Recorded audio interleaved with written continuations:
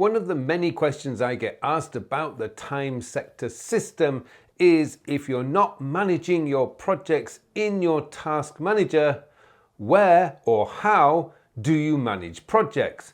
Well, today I want to give you an update on how I manage projects using the time sector system and making full use of my digital notes. So let's get started. Now, for those of you not familiar with the time sector system is essentially a way to organize your tasks using time, i.e., when are you going to do the thing that you want to do or think you need to do? It's the only question that you can ask, because if you don't, you just end up with long lists of stuff to do that you have no idea when you're going to do them. Now, I've done lots of videos on the time sector system, and if you want to go deeper on that, I will post some videos in the show notes below so you can have a look at it. Today, I want to just focus on managing projects. And I've just finished a rather, not a huge project, but a project all the same. And I want to take you through the steps of this project so you get a pretty good idea about why this method works far better than trying to manage projects in a to-do list. Okay, so let's get started with this. Now, just to give you a heads up, I use Evernote. I've been using Evernote for almost 17 years now. No, I have no intention of changing, and I know there's a lot of people out there who, for some reason or other, hate Evernote. Fine, there are lots of alternatives. My choice is Evernote. I love it. I've used it for so long. It genuinely is an extension of my brain, and it's got thousands of notes in there. Okay, so up here you'll see that the project that's concerned is a recent update to a program that I do that used to be called the time-based productivity system and is now called the quiet productivity method. I won't go into the details of why the name changed. But if you look at this note, what we've got up at the top is we've got links. Now, these link directly to the relevant files, documents, folders that contain everything related to that project. Now, the reasoning behind that is often when we start working on a project, and then we go, oh, I need this, and you go hunting around for it, looking for it, you're just wasting time.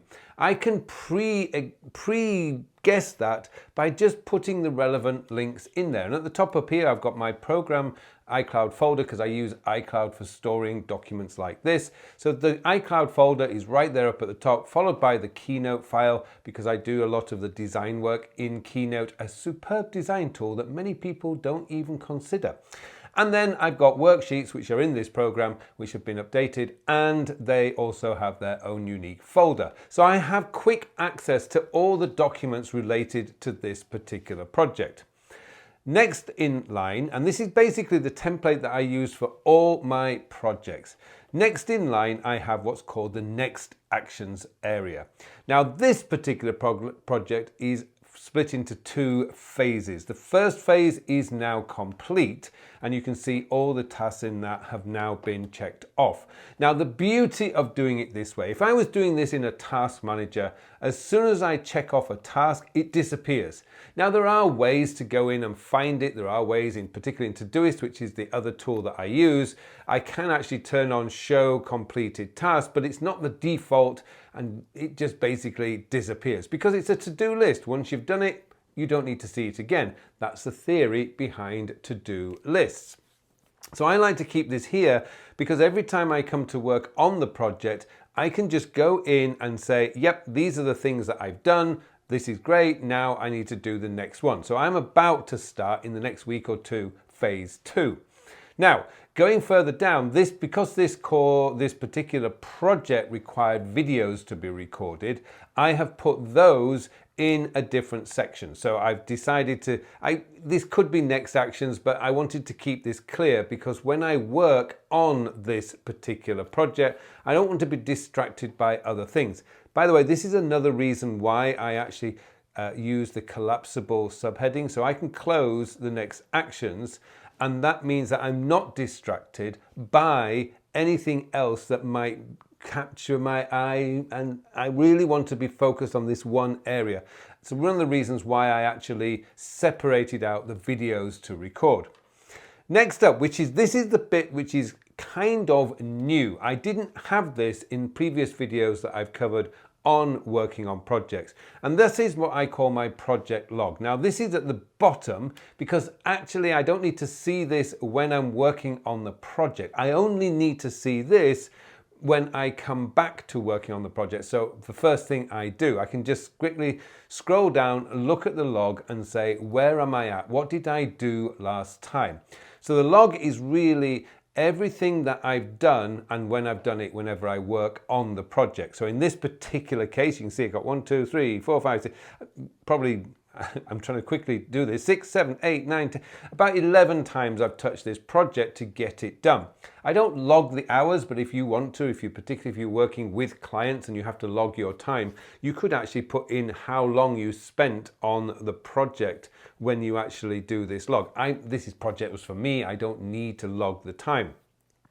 But this is a great way of seeing what you've done, when you've done it, and it will give you data when you work on a similar project in the future. So this is the new part of what I've added into my overall project template, if you like. And then going further down was the initial sketched notes. So I always start projects on paper. It's just the way I do it. Each particular piece of project paper is going to be different. This one, because it's an update to an existing program, I was able to just list out everything that was in there already and then make notes on the right-hand side to say, this is what I want to change, this is what I'll add, this is what I want to do to make it an even better program. So that's where it all started. Now, if I look at the log, I began sketching this out on the 14th of April. I continued that on the next day, and then I actually finished it on the 21st and scanned it into Evernote. So that's all in and it's done, and the job is great. It's superb because now I have the full details of the project right there in front of me on my screen. So when it comes to working on the project, all I need to do is create a link. So in Evernote, and I know that you can do this in many, many other projects, all I need to do is get what I call the internal note link. So if I go into here, it says copy internal link.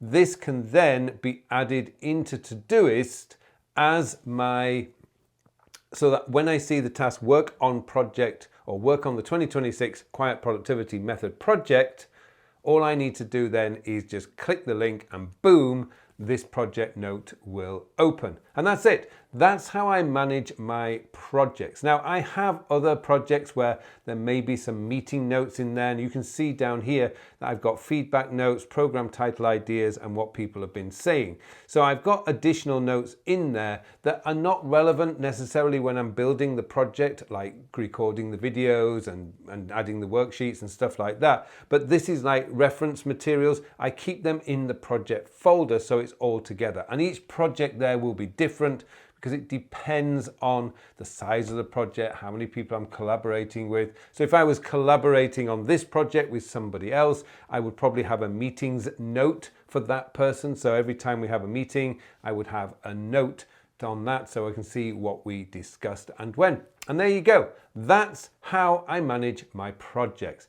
It's simple, it's easy, it's never overwhelming, and I never lose sight of what needs to happen next because I have my next actions up at the top. I've also can see instantly what I did the last time I touched this project. It's a superb way. You don't need any expensive tools. You don't need to create lots of complicated charts and tables. It's just a list. And you can see and get to it when you need it. And there you go. So that's the update to how I manage projects. Essentially, the biggest change is really the log, because that now gives me that area to be able to say, yes, this is what I've done the last time I touched it. Also, for those of you working within companies, if your boss ever calls and say, what's happening with this project? Boom, you've got your log. You can say exactly what you did last time you touched it. You've got your next actions list where you can see all the tasks that have been done and what is left to do. It's a superb system. It doesn't let you down. It's simple.